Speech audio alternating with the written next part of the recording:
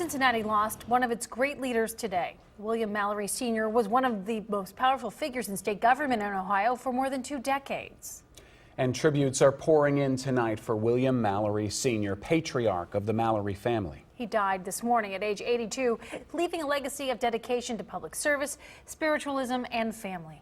9 on Your Side reporter Tom McKee is live with more on this extraordinary man. Tom. Well, Mallory grew up here in the West End as a poor youngster, but even when he became one of Ohio's most powerful politicians, he never forgot his roots. He was a family-oriented and spiritual athlete and cook who wrote poetry, danced the jitterbug, and then taught a generations that is, the value of public service. William Mallory Sr. was a fantastic man and the best father anyone could have.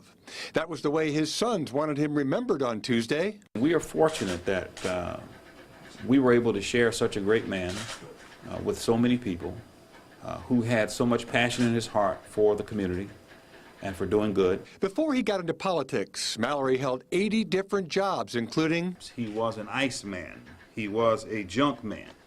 He set up bowling pins. He sold newspapers. He shined shoes. He ran for the Ohio House in 1966 and won. He always worked to make sure that he was using his influence to benefit the community.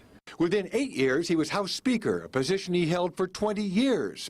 During nearly 3 decades in Columbus, he sponsored or co-sponsored over 600 bills.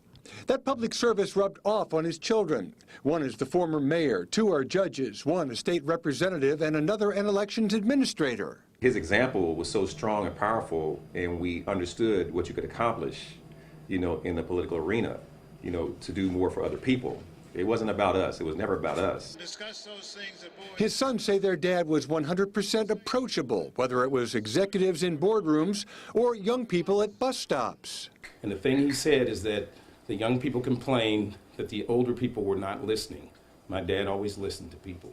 And Mallory always tried to see if there was some action he could take to make their lives just a little bit better. My father was a very great man, for one.